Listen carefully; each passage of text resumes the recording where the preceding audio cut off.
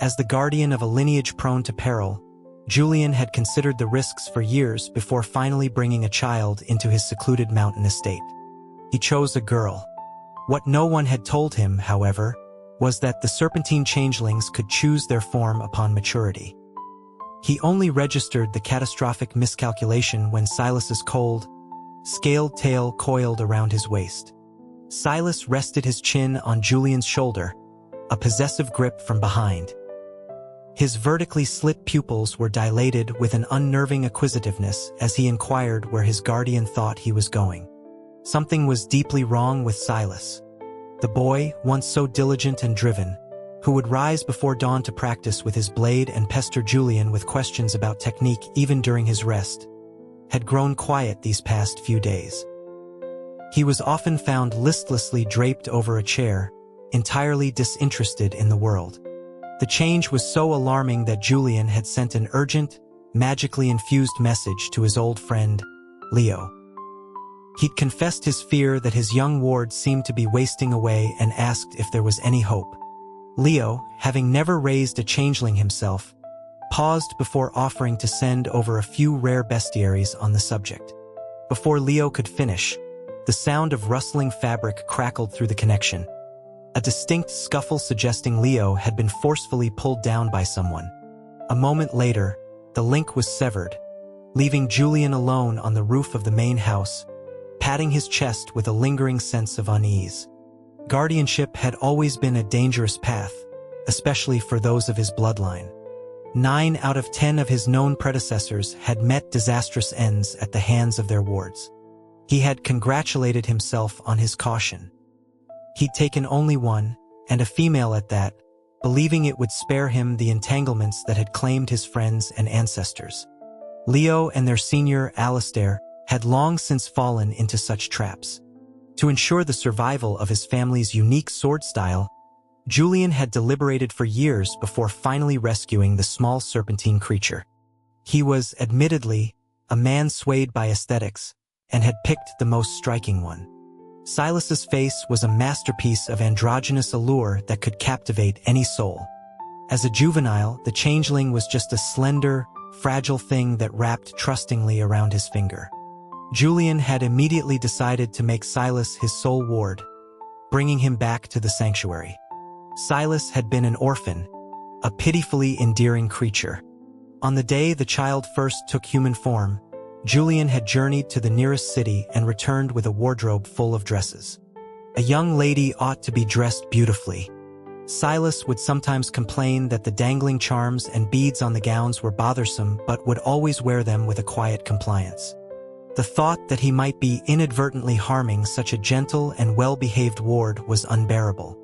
3 hours passed before Leo managed to get back to him, his voice raspy and faint.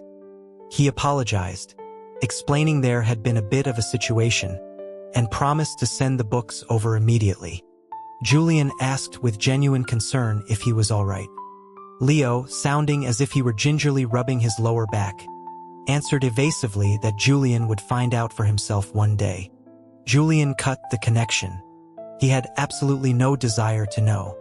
Following a passage in one of the ancient texts, Julian prepared an elixir and brought it to Silas. The boy was lying weakly in bed, his face pale and his lips trembling. Julian told him to rest, that there was no need for formalities. He offered the vial, explaining that Silas was approaching maturity. He reassured him that changelings always experienced a period of weakness before their transformation, and that this elixir would help clear his energy channels and see him through it. This was likely the most vulnerable Silas had ever been. Julian, softening, added a further comfort, promising that once Silas was of age, he would take him down to the city to see the sights. He described the endless amusements and offered to buy him new dresses, or perhaps jewelry and perfumes that young women enjoyed. Silas didn't speak, instead burying his face in his blankets. After a long moment, a muffled, raspy voice emerged, asking if Julian liked seeing him in dresses. The word "like" triggered an immediate, reflexive denial from Julian. He shook his head repeatedly, insisting it was only important that Silas himself liked them. He reminded Silas that he usually preferred more practical, masculine attire for his sword practice and offered to buy more of that style if it was his preference.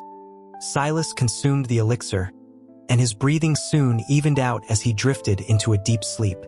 Julian tiptoed from the room, a cold sweat breaking out across his skin. Once he recovered from this phase, Silas would be an adult. It would be time to let him venture out into the world on his own. He failed to notice that the open bestiary on the nearby table, if turned one more page, contained a crucial line. After the period of weakness, a serpentine changeling can freely choose its sex. That night, a faint sound roused Julian from his sleep. He opened his eyes to a flicker of movement in the corner of the room. Wrapping his robe tighter, he got out of bed and discovered a single, cold, iridescent scale on the floorboards. It pulsed with a potent energy, the kind belonging to a formidable Tier 7 entity. Some supernatural creatures were masters of stealth, often slipping into fortified sanctuaries like his. But this one hadn't attacked. It had fled the moment it heard him stir. It was a puzzle. A quick survey of the room showed his ancestral sword was in its place, and his supply of elixirs was untouched. The only thing missing was a linen undershirt. He'd never heard of a creature with such a peculiar fetish. Sword in hand, he patrolled the estate grounds before messaging Leo again. He warned him to be careful, that a Tier 7 entity had infiltrated the sanctuary during the night and stolen an undershirt. He speculated that it was likely a scout, testing their defenses for a future attack. Leo's reply was fragmented, broken by what sounded like impacts. Undershirt, Tier 7. Stole your undershirt. Its intentions are likely. The message was cut off again by some commotion. Julian remained silent for a few seconds before muttering a plea for Leo to show some restraint. He had thought their passions were a nocturnal affair, but it seemed they made no distinction between day and night. Guardianship truly was a perilous calling. Sheathing his sword, Julian vaulted towards Silas's cottage. A ward in their weakest state was a prime target. He found the door ajar, the room inside pitch black. He lit a candle with a spark of will. The room was empty. The bed was a mess of tangled sheets, with only a shed skin left behind. Silas was gone. He called out Silas's name, then tried to use his senses to locate the boy. As he focused, his eyes caught a familiar patch of white on the bed. The candlelight danced as he approached, using his sword to lift the object. It was the soft, off-white linen of his missing undershirt, but now it was marred by strange, damp stains. He tossed the shirt aside, his mind struggling to understand how it had ended up in Silas's room. Suddenly, the candle flame violently guttered. A dark shadow, accompanied by an icy gust of wind, swept through the small cottage. Julian spun around, sword raised, and found himself staring into a pair of luminous, vertically slitted eyes. Silas. His period of weakness was over. He had grown drastically, his frame now towering over Julian's. The clothes from before were clearly too small for him now. Julian averted his gaze in a fluster, grabbing a robe from a nearby hook and tossing it to him. He told Silas to cover himself, promising to buy him new clothes in the morning. Something cold and smooth silently wrapped around his waist. He looked down and saw the tip of a scaled tail, the iridescent scales identical to the one he had found in his room. A jolt went through him. Silas moved closer, first resting his chin on Julian's shoulder, then encircling him with his arms, pulling Julian back against his chest until they were pressed tightly together. At the same time, Julian felt something harder than scales pressing against his lower back. This was wrong. Terribly, unequivocally wrong. The ward he had raised was a girl, wasn't she? How could a girl suddenly have that? Silas's voice was different, too deeper, with a faint rasp and an undercurrent of unspeakable intimacy. His warm breath ghosted across Julian's ear. Silas's body was cold, his mind seemingly clouded, driven entirely by instinct. He unconsciously tightened his embrace, shifting restlessly against Julian. The hairs on Julian's arms stood on end. He raised a hand to deliver a sharp blow to Silas's neck, but his wrist was caught. The now adult Tier 7 changeling's fingers were long and elegant, the knuckles distinct, with fine, crystalline scales dusting his skin. He extended his forked tongue and lightly licked the captured prey. For a moment, Julian forgot to struggle. Silas's pupils constricted, his grip loosening slightly. Seizing the opportunity, Julian struck again, this time connecting with his neck. Silas's head tilted back, his eyes closing as he slumped forward. After moving the unconscious young man to the bed, Julian ignored the tattered remains of his old clothes and covered him with a quilt. His heart was a leaden weight in his chest. He sent a frantic message to Leo, confessing that he thought he had ruined his ward. The only reply was the sound of splashing water. After a long pause, the connection was cut. Sometime later, Leo responded, his voice thick with sleep. He apologized and asked what Julian had said. He reasoned that Silas was a supernatural being, not so easily broken. He asked if Julian had finished the bestiaries, offering to come help in person if the methods within them failed. His voice was then interrupted by another. What other creature? I've told you, from now on it's just you. Leo's voice faded away as the connection died once more. Julian sat on the roof all night, staring at the finished bestiary. His eyes were fixed on the line he had previously missed. After the period of weakness, a serpentine changeling can freely choose its sex. His limbs grew cold. He had raised Silas as a girl from the very beginning, showering him with silk gowns and fine jewelry. Why would he choose to become male? Every one of his peers who had taken on a male ward, like Leo and Alistair, had met with a complicated fate. The evidence from Leo's interrupted calls was enough. It was precisely to avoid such a future that he had chosen a girl. And now, after all these years of careful nurturing, Silas had mutated.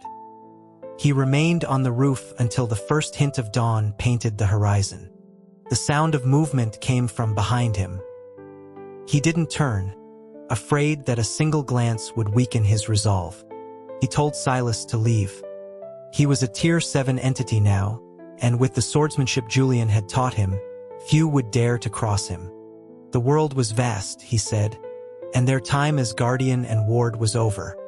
He instructed Silas to take the annotated sword manual with him, pointing out that he had marked all the areas where his technique was lacking. He added that there was a set of clothes and a pouch with some money. He acknowledged that the dresses would no longer fit and that Silas was now taller than him, but his own clothes would have to suffice until he could buy new ones in the city.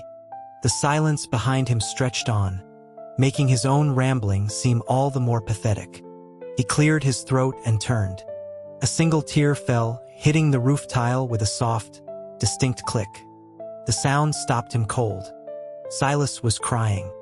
The once frail creature, who hadn't cried when his parents died, hadn't cried when caught by predators, hadn't cried when the backlash from his own power seared his insides during training, was crying now.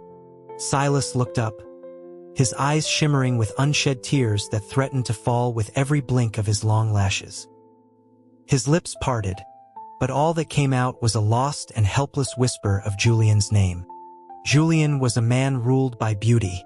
Silas was the exquisite child he had handpicked and raised for years. He took a sharp breath. Perhaps it would be all right. Silas had always been so obedient, so gifted and hardworking. Surely he wouldn't do something so monstrous as to defy his mentor and betray his trust. Julian averted his eyes, unable to look at him any longer. He told Silas to forget what he'd said and to put on the clothes. The light in the Tier 7 changeling's eyes flared for an instant. Perhaps it would be enough to simply keep his distance from now on. One is a guardian for life, after all. Silas probably just respected him as a father figure. In the dead of night, Julian's eyes snapped open. Wait a minute. Then what was his undershirt doing in Silas's room? He had been disoriented, driven by instinct to seek out his guardian. The shirt had carried Julian's scent. Silas was now half a head taller than him, and Julian found himself instinctively wanting to step back whenever he was near. The shirt was still in his room, Silas had admitted, offering to retrieve it if Julian wanted it. Julian waved a dismissive hand, saying it was just a piece of clothing and telling him to burn it. Silas paused, a flicker of something unreadable in his eyes. He had suffered greatly in his youth and was sensitive to the slightest change in mood. He asked why Julian had been avoiding him lately. Julian explained stiffly that now that Silas was an adult, there were proper boundaries to observe. Soon, he would have to leave the sanctuary to make his own way in the world, and he needed to get used to being on his own. Silas lowered his gaze and agreed. From that day on, Julian stopped messaging Leo. The busy man finally found a spare moment to visit his reclusive friend. He asked where the pet snake was.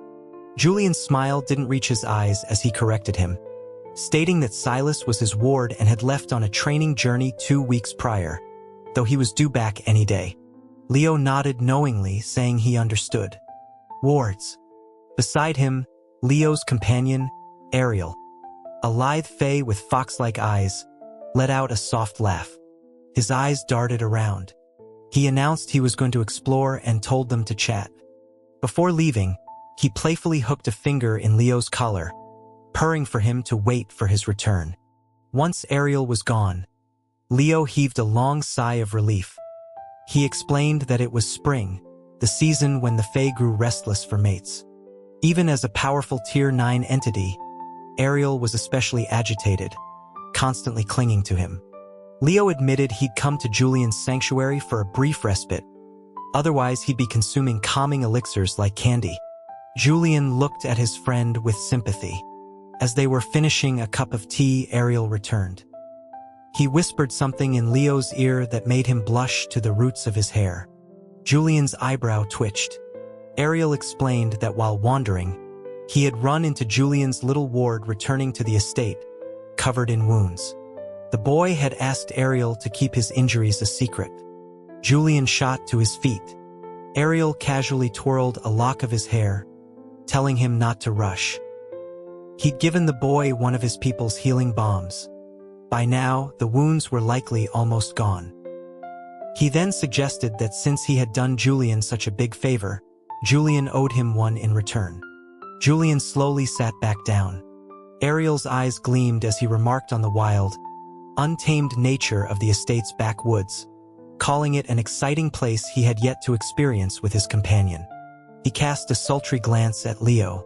Julian, with a deadpan expression, sold his friend out without a second thought, telling them to go ahead but to keep the noise down so as not to disturb him and Silas.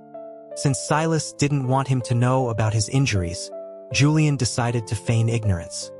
But with the backwoods now occupied, he found himself drifting towards Silas's cottage. He had to know how badly the boy was hurt and if the Fae bomb was truly effective. He needed to see for himself. The lights in the cottage were out. Julian hesitated at the door, wondering whether to go in. A gust of wind blew the unlocked door open in a silent invitation. After a moment's pause, he stepped inside. He called out Silas's name.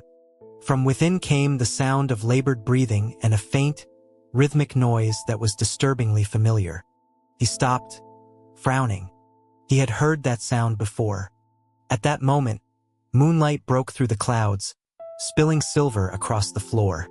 In the dim light, he saw a corner of the off-white linen undershirt, the one he'd told Silas to burn, peeking out from a bundle of blankets. Silas was curled up in bed, engrossed in some private act. And then he remembered.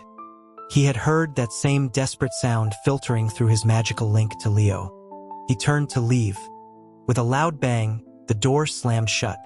A dense, powerful aura flooded the room. Julian cursed the fox-like Fae under his breath, wanting nothing more than to grab him and pluck every hair from his tail. That Fae bomb must have had other properties. He closed his eyes, took a breath, and turned back around. Silas was already standing before him. He wore only a thin robe that did more to suggest than conceal. The various wounds on his body had already healed into faint pink scars. Hidden behind his back was the stolen undershirt. Seeing Julian's gaze fall to his hands, Silas's expression remained calm. He stated that Julian had seen everything. Julian didn't know what to say.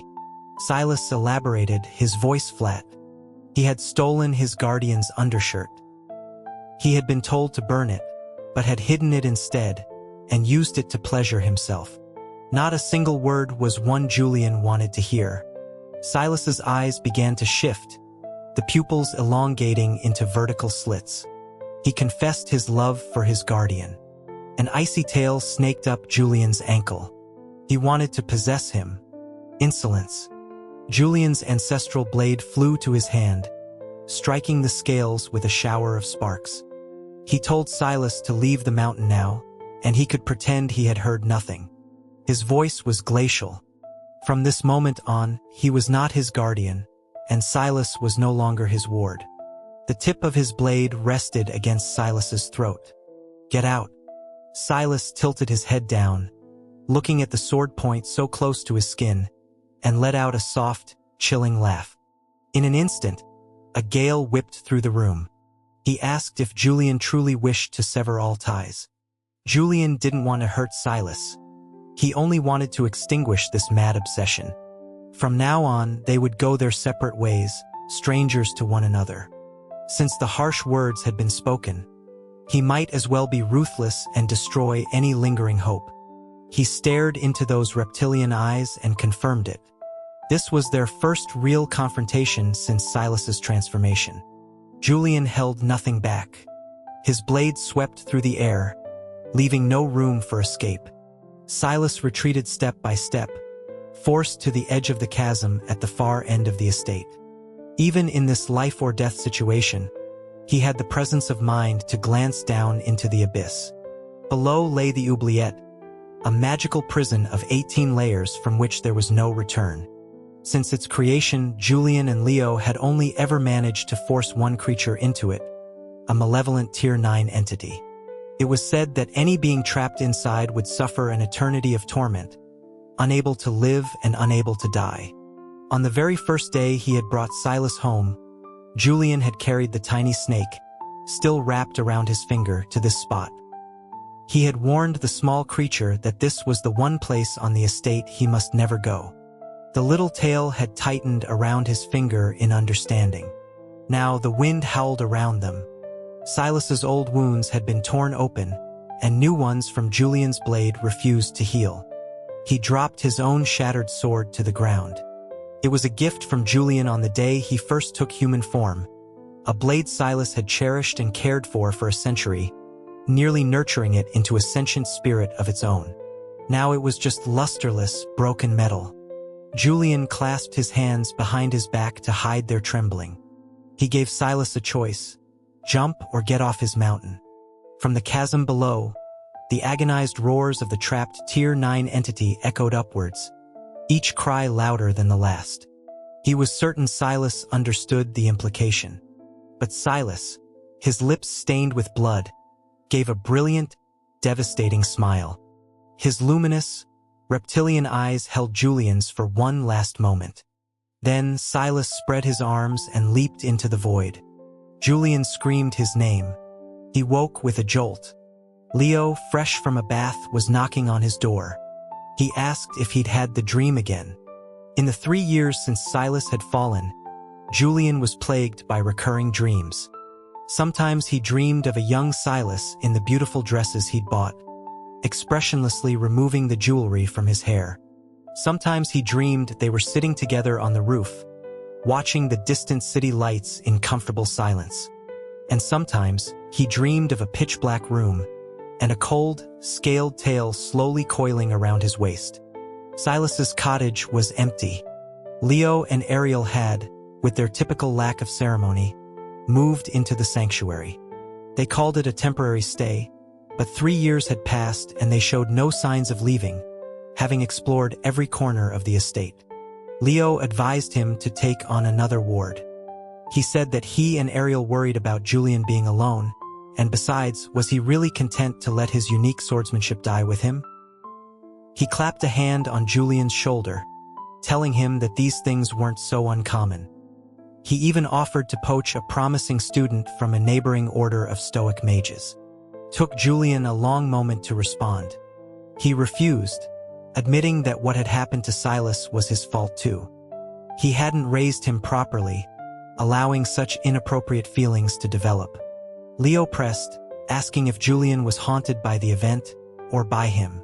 He began to list Julian's own transgressions.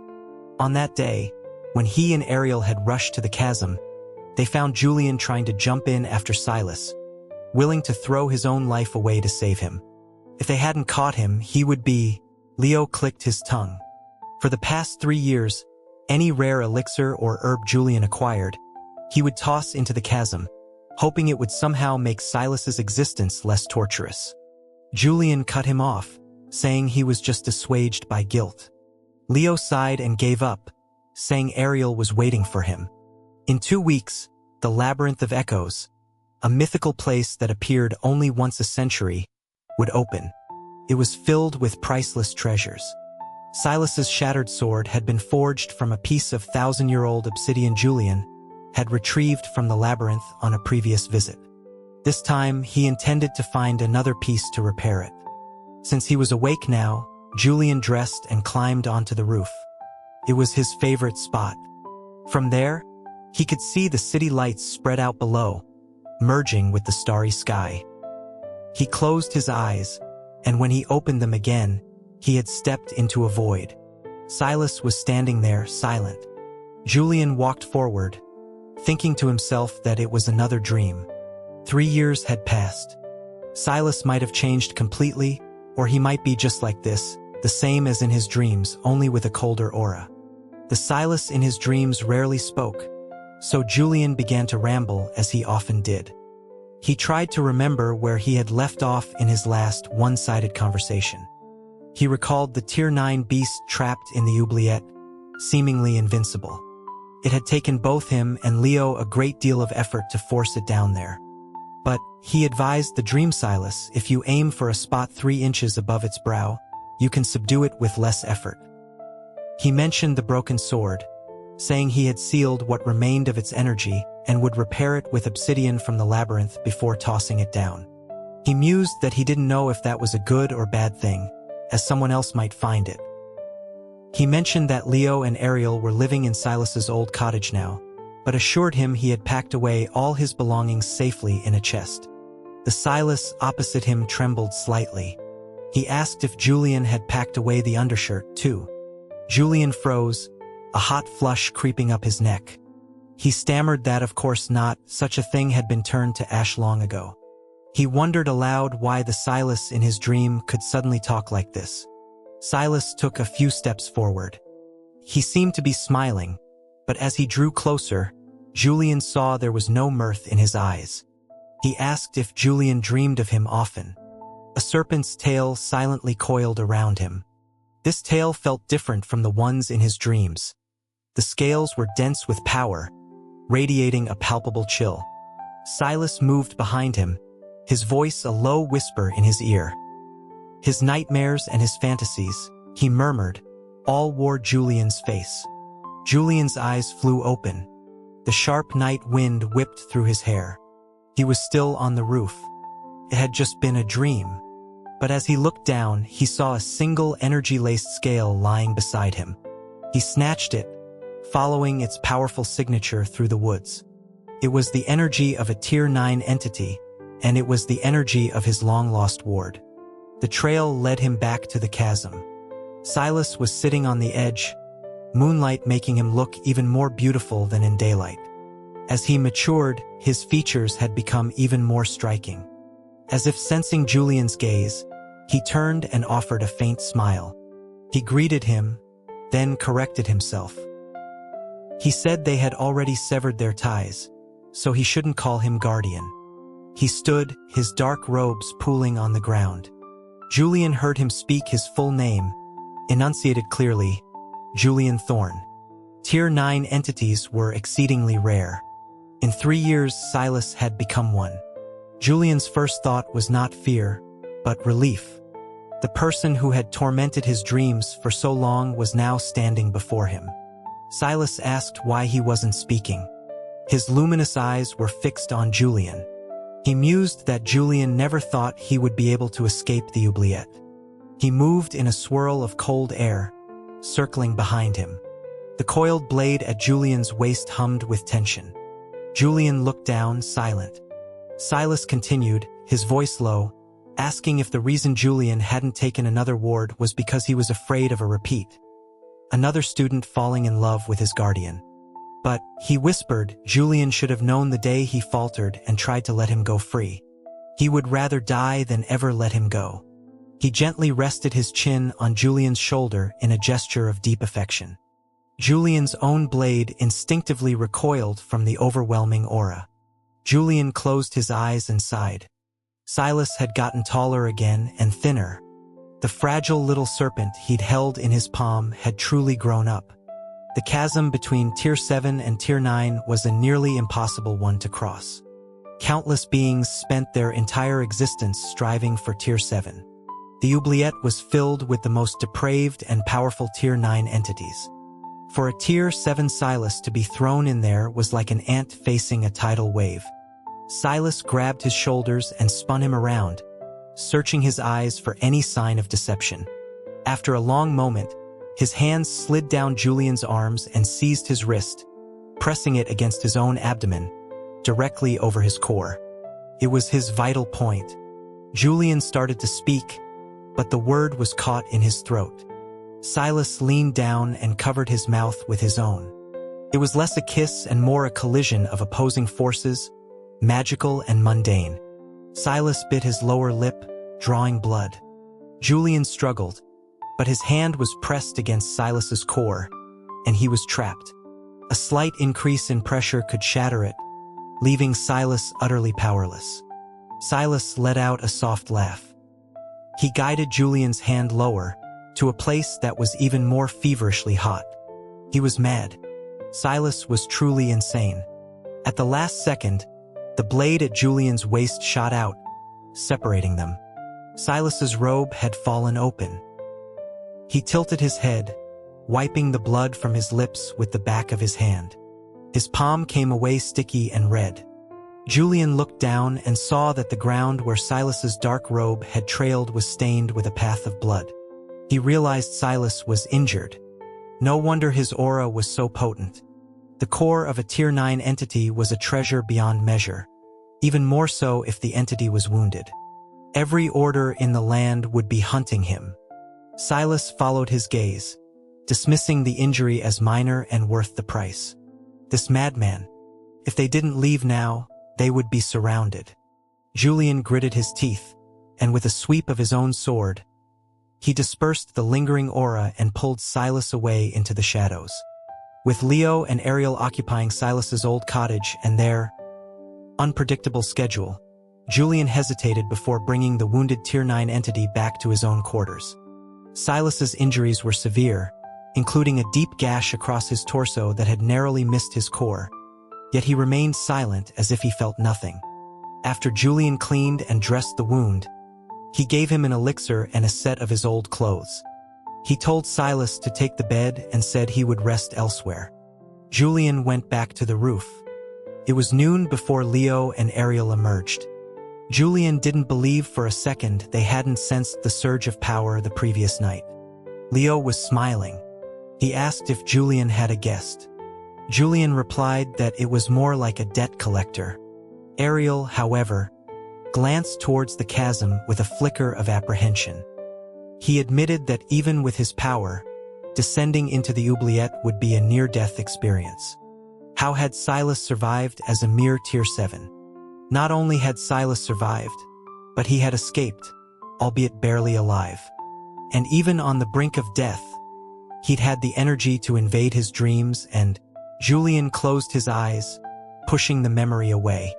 Ariel quipped that to die in the pursuit of beauty was a worthy end. Leo nudged him and he fell silent. Julian found himself lingering with them, dragging his feet, until they finally lost patience and asked if he was hiding a demon in his rooms that made him afraid to go home. Leo was, as ever, brutally direct. When Julian returned, Silas was awake. He was crouching in the courtyard, speaking to a small rabbit spirit that had wandered onto the grounds. He was telling it that Julian was a good person. He advised the spirit that if it wanted to stay, it should play on Julian's soft heart. Feigning pity was a very effective tactic, he explained. It might have even worked if Silas himself weren't here now. As he said this, he grabbed the rabbit spirit by the ears and tossed it out of the courtyard. "Dream on," he muttered, dusting off his hands. He turned and saw Julian standing there. He froze for a moment, then casually brushed non-existent dust from his clothes. Julian told him the Labyrinth of Echoes was opening soon, and he would repair his sword.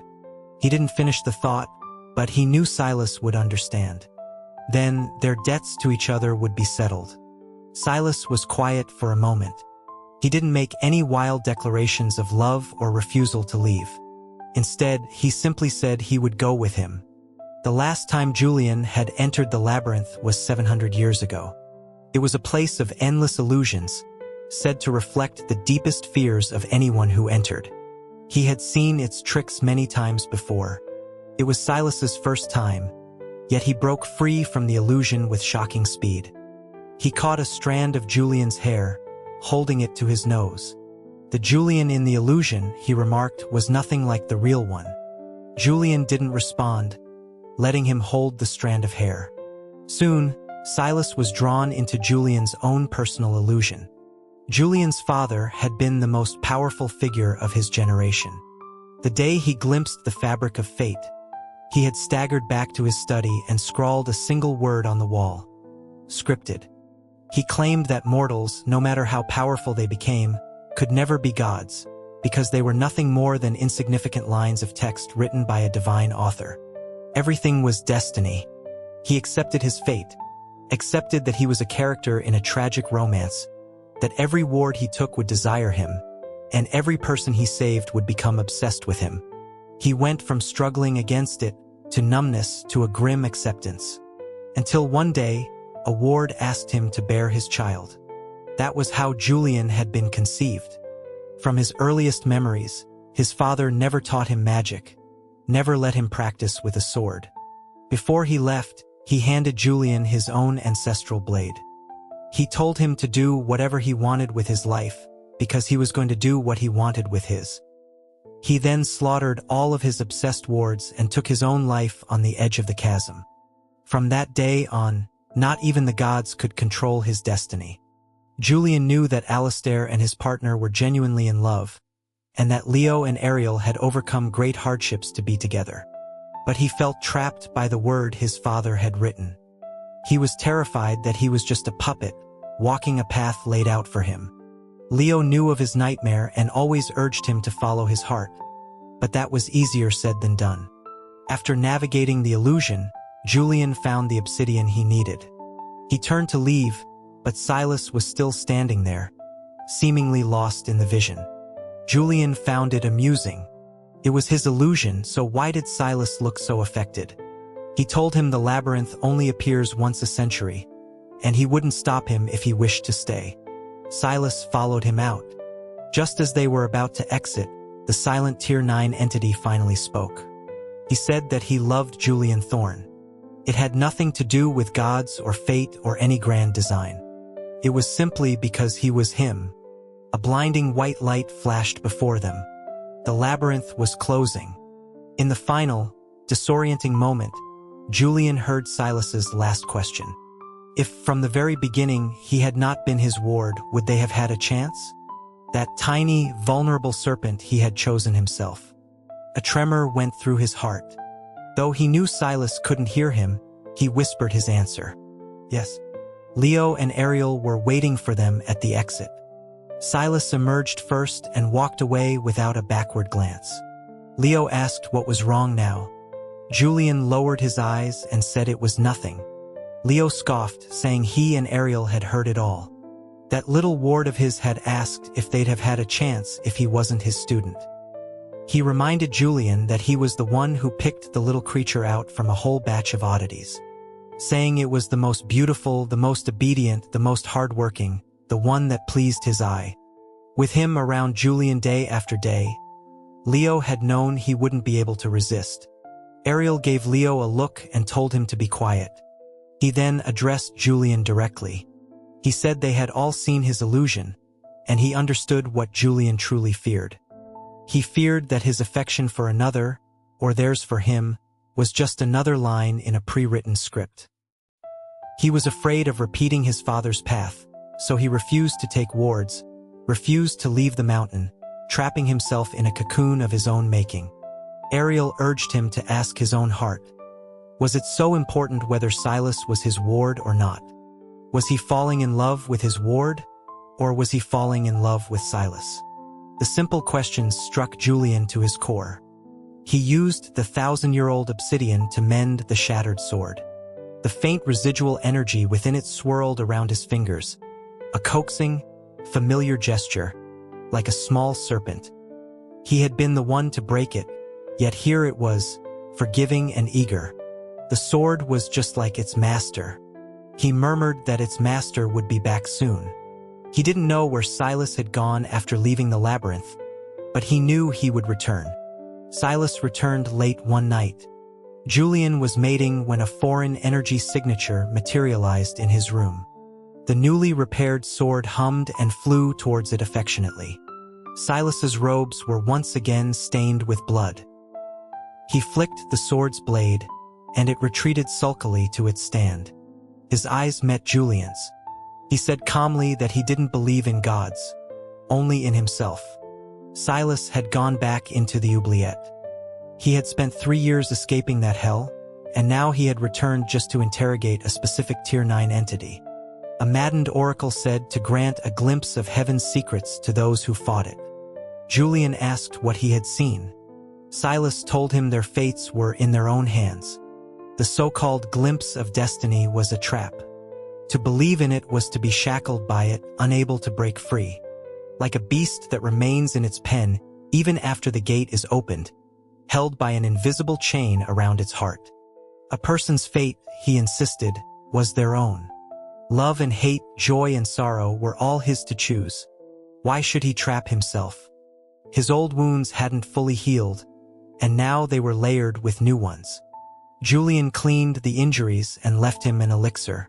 He told him to rest, that he would be healed in a few days. As he turned to leave, his sleeve was caught. Silas was sitting up in bed, wearing only a loose robe, but his gaze was insistent. He asked if Julian had heard him in the labyrinth that day. He needed an answer. Julian told him he would never fall in love with his ward. Silas's pupils constricted for a fraction of a second. But Julian continued he would fall in love with him. He reached out and tilted Silas's chin up. He reminded him that he was the one Julian had personally chosen and brought home. He was the exception. The words, once spoken, made his own face burn. Silas stared at him, looking slightly dazed. Julian curled his fingers and tapped him lightly on the head. Snap out of it. Silas slowly placed his hands on Julian's waist, then gradually tightened his grip, pulling Julian into an embrace and resting his head on his shoulder. He whispered Julian's name, his voice thick with emotion. A small, damp patch spread on Julian's robe. Silas seemed to be crying. Even when he was a small, unformed serpent, Silas had never been this clingy. Now that their feelings were mutual, he seemed to want to be attached to Julian at all times. Julian glared at him, telling him to let go so he could practice his swordsmanship. Silas relented slightly, but only released his arms. His eyes remained fixed on him. After more than 3 years, Leo and Ariel had finally had their fill of the sanctuary and were preparing to leave. Even if they weren't, Julian was ready to show his guests the door. Their nocturnal and diurnal activities were becoming a nuisance. It was one thing for him to stumble upon them, but he couldn't risk Silas picking up any of their habits. Before they left, Leo suggested they all take a trip down the mountain, complaining that the labyrinth was a bore and there were far more entertaining things in the mortal world. Julian had been busy compiling his sword techniques into a new manual and was preoccupied, but Silas had taken the suggestion to heart. They disguised themselves as mortals and spent a whole day wandering through the nearby city of Astoria. It had changed so much in the centuries since Julian's last visit. He paused in front of a century-old tailor's shop, looking from the storefront to Silas, and couldn't help but laugh. He explained that this was where he used to order the entire wardrobe of dresses for Silas when he was a child. He had truly tried to raise him like the daughter of a wealthy family. Then, as the girl grew, she grew something extra. He recalled with some regret that Silas had never liked those elaborate gowns. Half of them were still new. He looked Silas up and down with a teasing smile, imagining what he would look like in a dress now. That night, they stayed at an inn. After Julian finished his bath, he found the candles in their room extinguished. Only the moonlight streamed through the window, illuminating Silas. His long lashes fluttered. He looked up, and the silver bells adorning his clothes chimed softly. Julian's breath caught in his throat. Silas was wearing an outfit of flowing, seafoam green silk, embroidered with countless tiny pearls and silver bells. Paired with his ethereal, androgynous face, a single glance was enough to make one's heart race. Julian felt as though he were walking on clouds as he slowly approached. He started to comment on the attire, but before he could finish, a sly smile crossed Silas's face. A cold tail brushed against his wrist before coiling firmly around his waist, pulling him forward with a sudden, powerful tug. He stumbled unprepared into Silas's embrace, the air filled with the crisp sound of bells. Silas pressed a kiss to his brow, then captured his wrist and guided his hand slowly, insistently downward. "Help me, Julian," he whispered. It was the culmination of years of devotion, a lifetime of impossible desire. The bright moon hung in the sky, its light finally shining down on two lovers who had found their way to each other.